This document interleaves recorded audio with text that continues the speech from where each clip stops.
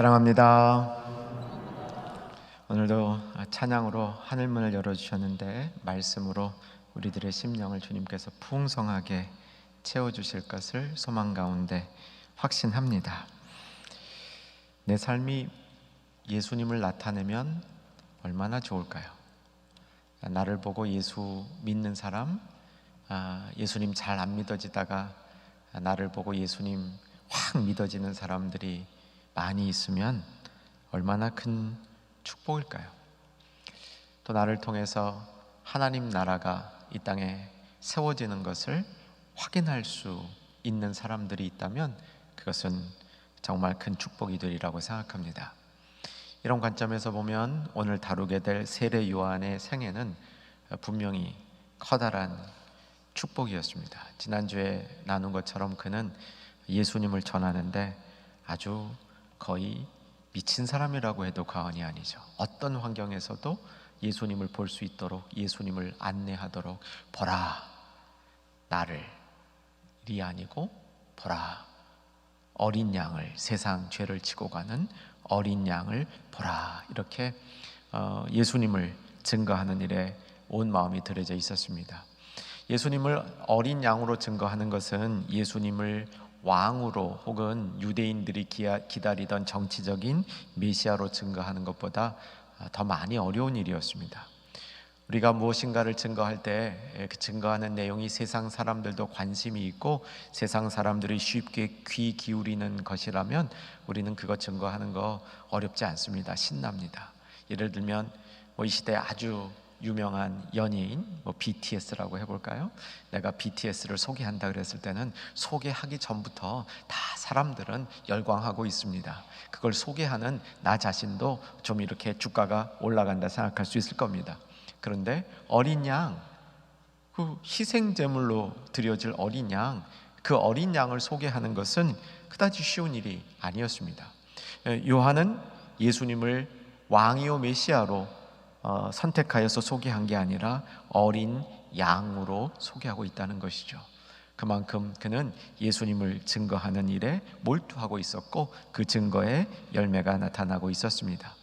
특별히 요한이 예수님을 온 마음을 다해서 증거하고 있었던 그 모습을 살펴보면 마치 마태복음 13장 44절에 보화를 발견한, 밭에서 보화를 발견한 사람이 자기의 모든 것을 다 팔아 그 밭을 산 것과 비슷한 모양새라고 볼 수 있겠습니다. 한번 생각해 보십시오. 요한에게 있어서 가장 중요한 이 자신의 보화가 있다면, 자신의 모든 것이라고 얘기할 수 있는 게 있다면 예수님을 만나기 전에 무엇이었겠습니까? 제 생각에는 제자입니다. 자신이 선포한 메시지를 듣고 또 그 메시지를 따라서 세례도 받고 정결례도 받고 열심히 살려고 세상에서 나름 이 복되게 살려고 노력하는 제자들이 누구보다도 무엇보다도 요한에게 있어서는 중요한 자신의 모든 것이라고 말할 수 있을 것입니다. 그런데 그는 그 제자들을 나의 제자, 나에게 추종하는 제자가 아니라 예수님의 제자가 되도록 안내하는, 자신의 제자를 예수님께로 인도해서 예수님의 제자가 되도록 하는 일에도 자신의 마음을 다 쏟고 있었습니다. 이것을 우리에게 바꿔서 설명해 보면 내가 정말 소중히 여기는 것, 내가 정말 귀하게 여기는 것, 그것도 다 예수님을 위한 것으로 바꾸는 그런 모습이었습니다. 세례 요한의 모습이 오늘 우리에게 귀감이 될 수 있기를 주 안에서 소망합니다. 우리도 그런 모습을 조금씩 더 우리 삶에서 실천해 나갈 수 있기를 바랍니다.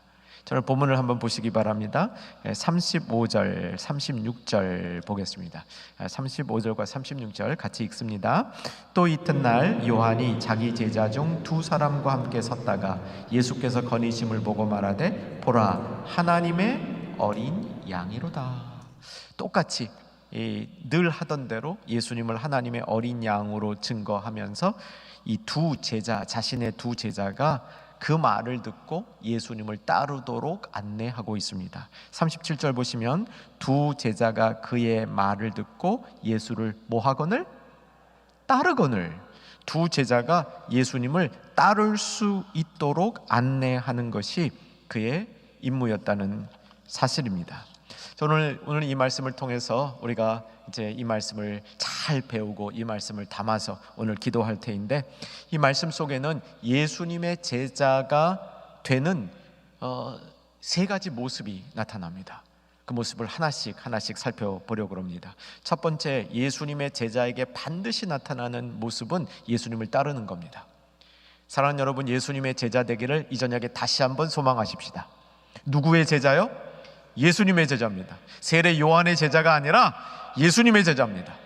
예수님의 제자에게 반드시 나타나는 것이 있는데 예수님을 따르는 것이다. 오늘 37절에 보았죠. 두 제자가 그의 말을 듣고 예수를 따르거늘.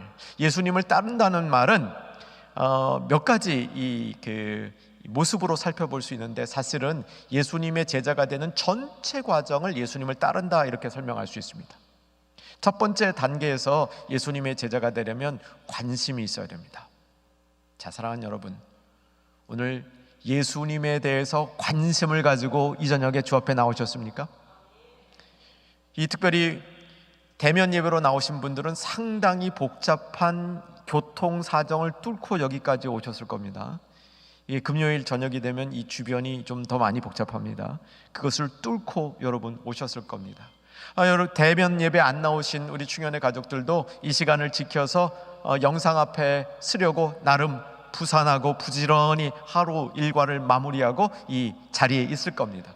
그런데 혹시 몸만 있는 거 아닙니까? 습관에 따라서 몸만 그 자리에 있는 것 아닙니까? 관심이 없어진 것 아닙니까?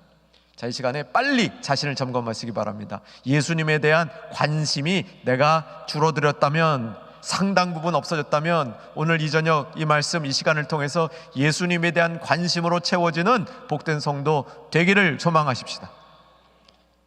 이 예수님을 따르는 것의 시작은 관심에서 비롯이 됩니다. 믿음이 없다가 믿음이 생기려면 관심이 생겨야 됩니다. 이 관심이라는 게 생각보다 중요합니다. 이 사람이 잘 안 변해요. 근데 사람이 변할 때 이렇게 그 변할 때 모습을 살펴보면 관심이 변합니다. 전에 그렇게 재미있고 관심 있던 일들이 사람이 변할 때 보면 그런 것들이 싹 재미없어져요. 좋은 쪽으로. 우리 신앙을 가질 때도요, 세상에 재미있던 거, 정말 이걸 어떻게 끊어? 이 재미있는 낚시를 어떻게 끊어? 이 재미있는 골프를 어떻게 끊어? 하던 인간적인 이 관심이 이 주님의 것으로 바뀌기 시작합니다. 이런 관심 바뀌는 게 굉장히 중요합니다. 삭개오가 처음 예수님을 만날 때 그 예수님 여리고로 지나간다는 얘기를 듣고 예수님 만나러 나올 때 나와서 이제 그 자신의 키가 작으니까 사람들이 이렇게 둘러싸여 있으면 안 보이니까 이 나무 위에도 올라가지 않습니까? 이 삭개오가 예수님 보고 싶어 나올 때 그가 예수님에 대한 확실한 믿음이 있었겠습니까? 저는 없었다고 봅니다. 저는 삭개오가 가지고 있었던 관심이죠. 자기 인생이 힘들다 보니까, 자기 인생이 공허하다 보니까 그 공허한 인생을 채워줄 수 있는 무언가가 있을 거라는 관심 때문에 그는 예수님 앞에 나왔고, 예수님 앞에 나와서 그 관심이 증폭되면서 나무 위까지 올라가는 그런 열성을 보이기 시작한 것이죠. 자, 기억해 두십시다. 예수님은 관심 있는 자를 상대하십니다. 물론 때로는 관심 없는 자에게 예수님이 관심을 주실 수도 있습니다. 그런데 예수님은 관심 있는 자를 상대하십니다. 우리가 관심을 갖고 예수님 앞에 나아갈 때 예수님은 우리의 관심과 우리가 주님을 찾고자 하는 그 마음에 대하여 우리의 기대 이상으로 채워주시고 반응해 주시는 예수님인 줄로 믿으시기 바랍니다. 근데 우리가 관심이 없으면요, 예수님도 우리에게 관심을 안 두실 가능성이 있습니다. 여러분, 우선 이 저녁에 우리의 수그러들었던 우리의 약해진 관심, 복음에 대한 관심, 교회에 대한 관심, 신앙에 대한 관심, 말씀에 대한 관심, 무엇보다도 이 말씀으로 내가 살고자 하는 내 말씀, 이 말씀으로 내 삶에 선한 영향력이 일어나기를 바라는 이 관심이 오늘 회복되기를 주 안에서 바라십시다. 예수님을 따른다는 것은 관심이 생기는 건데요, 오늘 두 제자가 예수님에 대해서 관심이 생겼습니다. 왜 생겼습니까? 자기 선생님인 세례 요한이 예수님에 대해서 특별히 증거하는 그 증거를 들으니까 이게 설득이 된 겁니다. 그래서 예수님에 대해서 관심을 가졌습니다. 근데 예수님을 여러분 따르다 보면요, 처음에는 관심으로 따랐는데요, 이제 막 믿음이 이제 불타오르기 시작하면 정말 예수님 닮아지고 싶어져요. 그래서 예수님 막 흉내내고 싶어집니다. 예수님 살았던 방법대로 그대로 살고 싶어집니다. 아직 이런 일들을 경험하지 못한 성도들 계시다면 성도답게 경험하실 수 있기를 주 안에서 소망합니다. 그리고 오늘 정말 내가 예수님을 그대로 닮으려고 노력하는, 예수님을 진짜 따르는 깊이 있는 신앙을 사모하는 이 저녁 되시기를 바랍니다. 예수님을 따르는 것은 이 땅에서 끝나지 않습니다. 여러분, 예수님을 따르는 건요, 천국 가면 더 확실해집니다. 이 땅에 있는 동안에만 예수님을 따르고 천국 가면 예수님 따르는 거 끝하는 게 아니라 천국 가면 더 예수님을 따르는데, 그때는 예수님과 호흡이 척척 맞아서 따릅니다. 이 땅에서는 예수님 따르고 싶어도 호흡이 안 맞아서요, 이 따르기 힘들 때가 있습니다. 그런데 천국 가면 예수님의 호흡처럼 예수님을 따를 수 있게 된다. 성경이 그렇게 말합니다. 한번 확인했으면 좋겠습니다. 자, 우리 자막 봐도 되는데요, 요한계시록 14장 볼 겁니다. 요한계시록 14장 1절과 4절 5절 볼 겁니다. 요한계시록 14장 찾으실 분 찾으시고요, 자막 보실 분 자막 보십시다. 자, 14장 1절 같이 읽읍시다. 또 내가 보니 보라, 어린 양이 시온산에 섰고 그와 함께 14만 4천이 서 있는데 그들의 이마에는 어린 양의 이름과 그 아버지의 이름을 쓴 것이 있더라. 14만 4천이 나타나는 겁니다. 이 14만 4천이 어린 양과 관련이 있습니다. 어린 양을 따르는 자들이라고 볼 수 있습니다. 천국의 모습입니다. 자, 4절과 5절에 이 어린 양을 따르는 모습이 분명히 나타나는데, 자, 4절 읽습니다. 이 사람들은 여자와 더불어 더럽히지 아니하고 순결한 자라 어린 양이 어디로 인도하든지 따라가는 자며 사람 가운데서 속량함을 받아 처음 익은 열매로 하나님과 어린 양에게 속한 자들이니.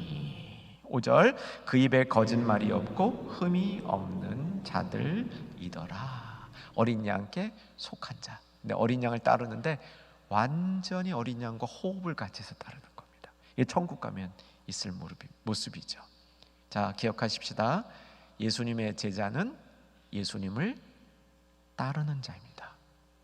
예수님의 제자는 예수님을 처음에 관심을 가지고 그저 좀 그 주변을 쫓아다니다가 그 예수님의 인격에 감화되어서 예수님을 인격적으로 따르려고 마음을 다해서 노력하다가 주님 함께하는 천국에 가면 호흡이 척척 맞아서 어린 양과 모든 면에 있어서 함께하고 동행하고 그를 따르는 그런 사람들이라는 사실이죠.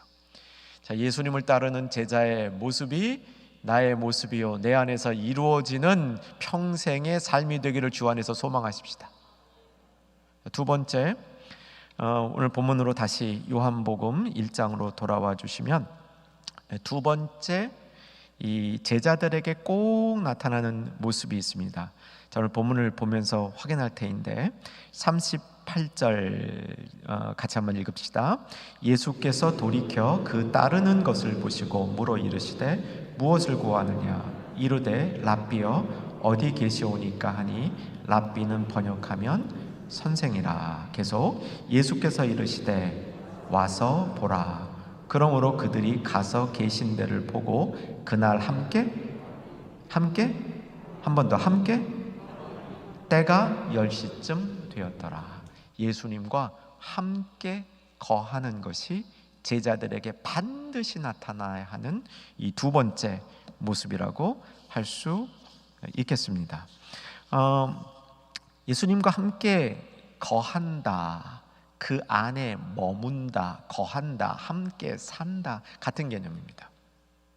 요한복음의 중심적인 개념 중에 하나입니다. 요한복음에서 우리가 받을 복음 내용 중에 예수님과 함께 머문다, 거한다, 이것이 그 핵심에 있는 내용입니다. 제자는 예수님과 함께 거하는 사람, 함께 머무는 사람입니다.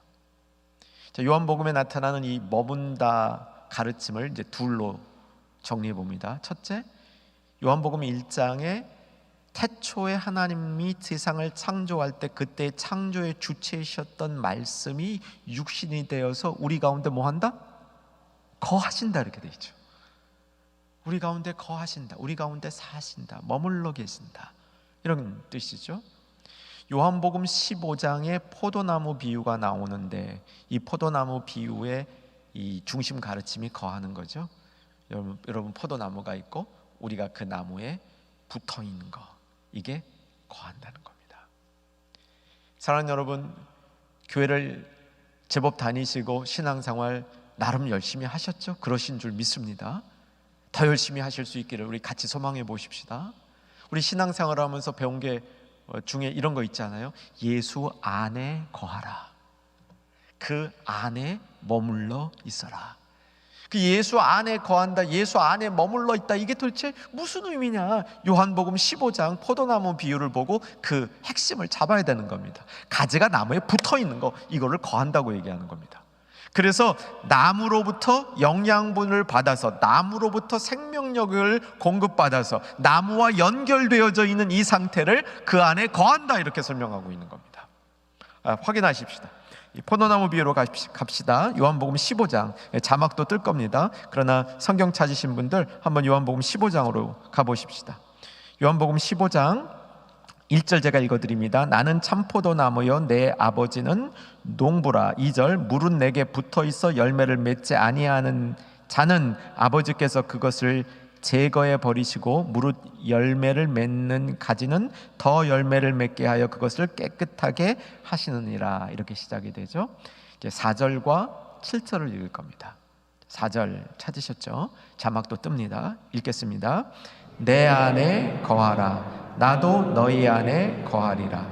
가지가 포도나무에 붙어있지 아니하면 스스로 열매를 맺을 수 없음 같이 너희도 내 안에 있지 아니하면 그러하리라. 자, 7절로 가봅니다. 7절, 어떻게 가지가 나무에 붙어 있는가 방법이 나오고 있는데 7절 읽습니다. 너희가 내 안에 거하고 내 말이 너희 안에 거하면 무엇이든지 원하는 대로 구하라. 그리하면 이루리라. 야, 이 놀라운 축복도 여기에서 나오네요. 우리가 원하는 대로 구할 수 있는 거, 구하는 거, 얻을 수 있는 거, 그 비밀이 어디에 있다고요? 가지가 나무에 붙어 있을 때. 다시 말해서 예수님 안에 우리가 거하고 예수님이 우리 안에 거할 때 뭐라고 설명하냐면 너희 안에 내가 거하는 것이 내 말이 너희 안에 거하는 거라. 내 말씀이 너희 안에 거하는 거라고 얘기하는 겁니다. 너희가 말씀 안에 거하고 말씀이 내 자신이 생명이 되어서 너희에게 있을 때, 연결이 되어질 때, 우리가 예수 안에 있을 때 우리가 구하는 것을 성령께서 인도하심으로 무엇이든지 원하는 대로 구하라. 그러면 이루어주리라 말씀하시는 겁니다. 여러분, 이 놀라운 비밀이 이 안에 있는 거죠. 그래서 우리가 그 안에 머문다는 것은 결국은 예수님의 말씀이 우리 안에 머무는 것이다. 좀 다른 이 그림으로 그려보면, 이 동영상을 만들어 보면 내가 가지가 되어서 나무에 딱 붙어 있는 것이다. 나무로부터 그 말씀의 영향력을 내가 받고 있는 것이다. 이게 그 안에 머물러 있는 것이다. 그와 함께 하는 것이다. 이렇게 정리할 수 있겠습니다. 헬라어에서 말씀, 이걸 표현하는 단어가 이제 몇 가지 있습니다. 한 세분하면 4가지 정도 유명한 이 어휘들이 있는데, 그 중에 우리에게 친숙한 2개, 레마와 로고스가 있죠. 이제 헬라어로 말씀을 어떤 때는 레마, 어떨 때는 로고스, 이렇게 크게 보면 이 2가지로 구별이 됩니다. 레마의 말씀이 어떤 말씀이라고요? 살아 움직이는 말씀이다. 그렇게 우리가 정리합니다. 그러니까 이게 이제 그 글자로 적혀 있는 말씀이 아니라 이 말씀이 이렇게 움직이는 것, 내 마음에 감동을 주는 것, 나를 움직이는 말씀을 레마의 말씀이라고 얘기를 합니다. 그래서 어떤 분들이 이제 레마의 말씀이 로고스의 말씀보다 더 우월한 말씀이다 이렇게 생각하는 분들이 있는데, 그건 그렇지 않습니다. 레마의 말씀은 레마의 말씀대로 이 특징이 있고요, 로고스의 말씀은 로고스의 말씀대로 특징이 있습니다. 둘 다 참 은혜롭죠. 이제 로고스의 말씀 가운데 우리가 좀 알아야 될 게 뭐냐면, 로고스의 말씀은 우리 안에 머물러서, 레마의 말씀은 주로 우리를 움직입니다. 근데 로고스의 말씀은 우리 안에 머물러서 우리 안에 인격을 형성시킵니다. 그래서 이 포도나무 비유에서 말씀하시는 이 말씀은 이 로고스의 말씀, 우리 안에 인격을 만들어주시는, 그래서 예수님의 인격이 우리 안에 머물러서 우리를 예수님의 인격으로 닮아가게 하는 그 말씀, 이것은 이 로고스 말씀의 이 본질이라고 볼 수 있겠습니다. 자, 이제 이 두 번째 이 뜻을 정리합니다. 사랑하는 여러분, 제자들에게 반드시 나타나야 되는 거, 예수님과 함께 거하는 겁니다. 포도나무 비유 생각하시고 말씀이 우리 가운데 머물러 있는 거, 거하는 거, 이것을 생각하시면 되겠습니다. 자, 오늘 본문으로 다시 돌아오겠습니다. 요한복음 1장에 요한의 두 제자들이 세례 요한이 증거하는 것에 따라서 예수님을 어린 양으로 증거하고 예수님께 가라 이렇게 안내하는 것을 받아서 이 제자들이, 요한의 두 제자들이 예수님 앞으로 나왔습니다. 이들이 예수님을 이제 줄줄 쫓아다니는 거예요. 이때 따라다니는 것은 아주 관심의 수준이었던 것 같습니다. 예수님을 이렇게 쫓아다니다 보니까 예수님이 도대체 뭐 하기를 원하냐, 예수님 어디 계십니까? 좀 거하고 싶다, 같이 있고 싶다, 이 얘기죠. 예수님이 그래 와서 보라, 그리고 이 두 요한의 제자들을 받아들여 준 것이죠. 39절에 보면 그때가 10시쯤 되었다. 이 10시는 오후 4시입니다. 그러니까 뭐 이렇게 오후 4시에 예수님과 함께 머물렀으니까 아주 오랜 시간을 머문 것은 아닌 것 같습니다. 이제 다음 날까지 머물렀는데, 이 예수님과 머무는 동안에 도대체 이들에게는 어떤 일이 생겼을까요? 도대체 이들에게는 어떤 일이 생겨서 이들이 진짜 예수님을 따르는 제자가 되었을까요? 우리가 이것을 알아야 됩니다. 왜냐하면 우리가 예수님과 함께 있는다고 할 때 결국은 이날 이 제자들에게 있었던 일이 우리에게도 일어나야 예수님의 참 제자가 되었다 우리가 말할 수 있는 거죠. 도대체 이 제자들에게 이 저녁에 무슨 일이 예수님과 함께하는 기간 동안에 있었을까요? 제 이 연구는, 저의 요한복음 그 해석은 이들이요, 예수님과 함께 있는 동안에 예수님이 하시는 말씀, 예수님이 추구하는 이 삶의 목적, 이것이 사람에게로 왔느냐 하나님에게로 왔느냐, 이 문제에 대한 답을 얻은 겁니다. 예수님의 말씀, 예수님의 가르침은 하나님께로부터 온 거구나, 그 깨달음을 가진 겁니다. 예수님과 함께 할 때, 예수님 안에 머문다고 할 때, 우리가 가지가 되어서 포도나무에 붙어 있다고 할 때 우리에게 일어나는 결정적인 변화는 뭐냐면, 예수님의 말씀이, 예수님을 따르는 것이 하나님으로부터 온 거구나, 하나님께로 갈 수 있는 길이구나, 하나님과 연결될 수 있는 길이구나, 이 확신을 갖는 겁니다.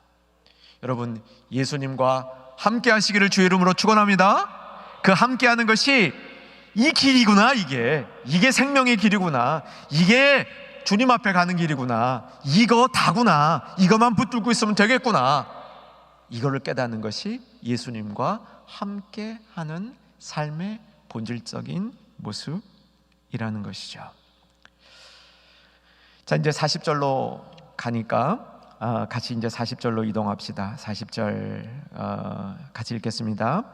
요한의 말을 듣고 예수를 따르는 두 사람 중에 하나는 시몬 베드로의 형제 안드레라. 자, 앞에 35절에 세례 요한이 자기의 두 제자를 예수님께 보내는데, 이제 그 두 제자 중에 한 명이 누군가인지 밝혀지고 있습니다.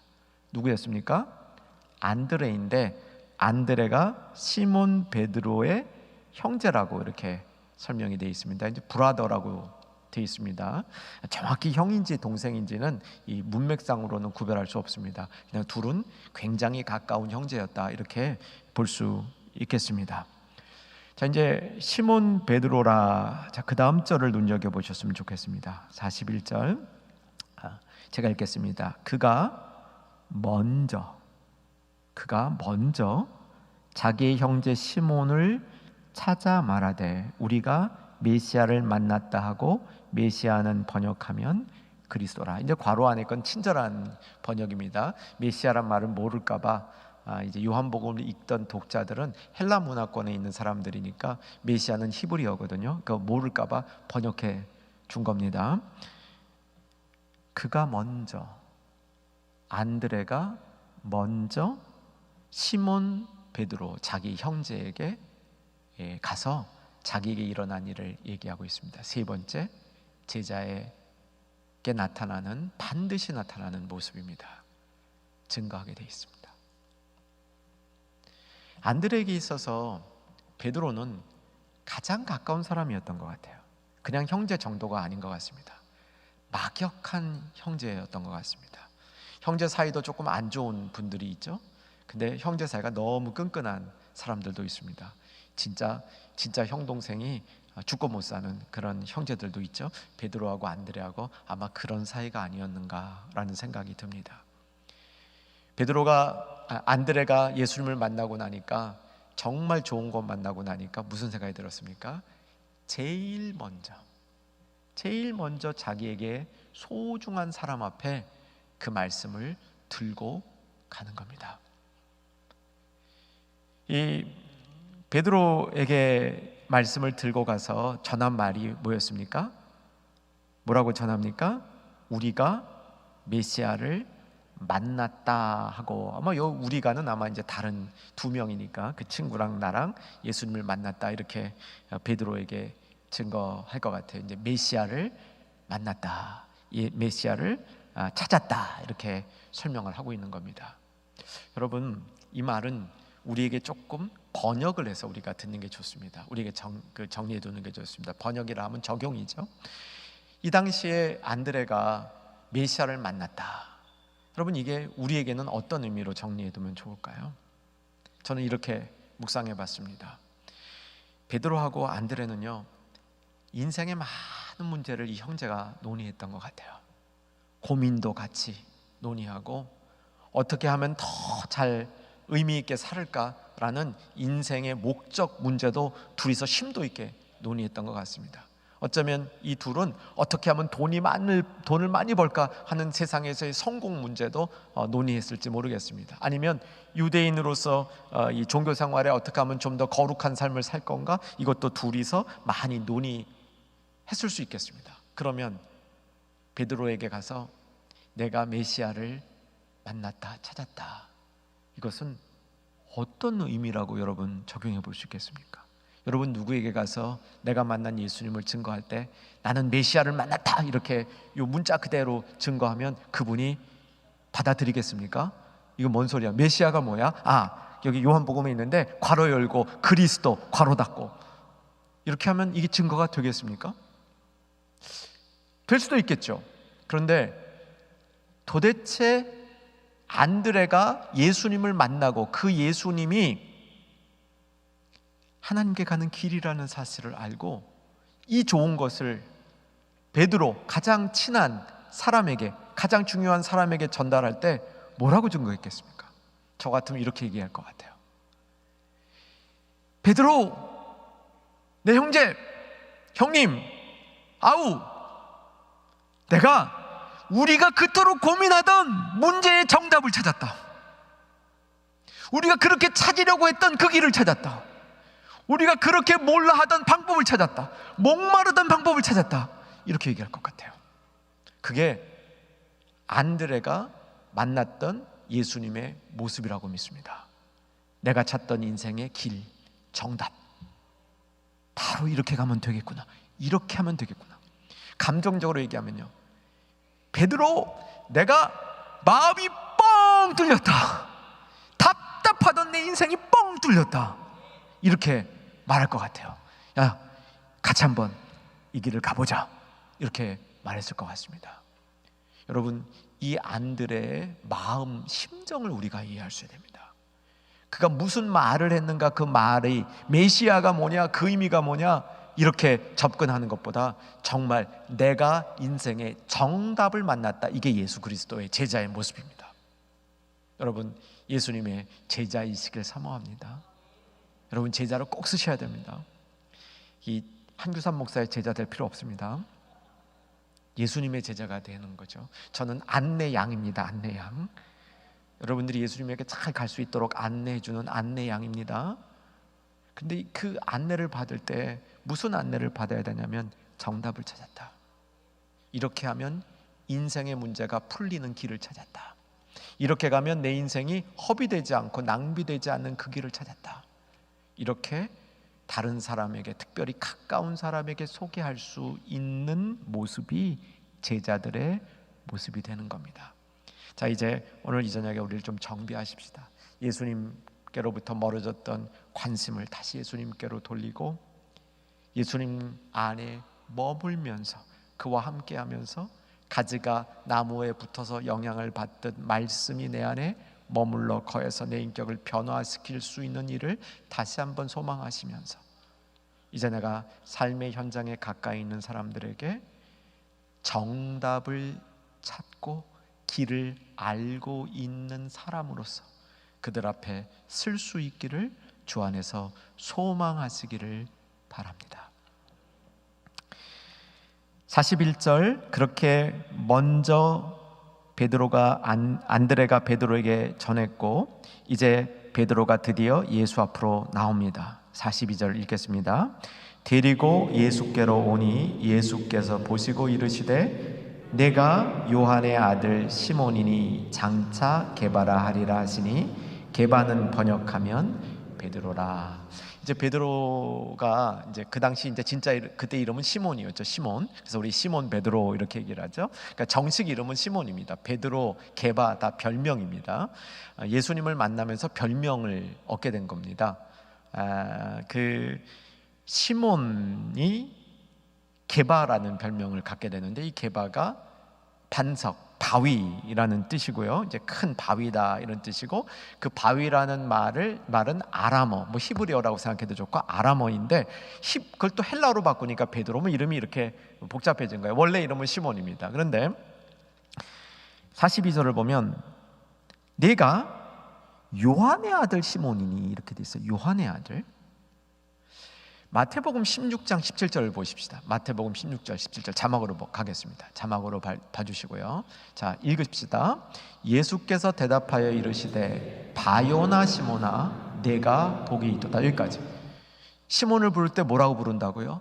바요나 시몬아 이렇게 부릅니다. 자, 이제 이 정도 실력 있으신 분들은 꽤 될 겁니다. 바요나라는 말은 바는 여기서 아들이란 뜻이었죠.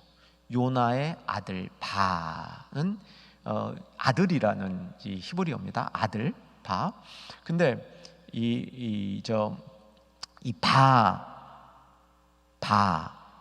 나바 그러면 무슨 뜻이죠?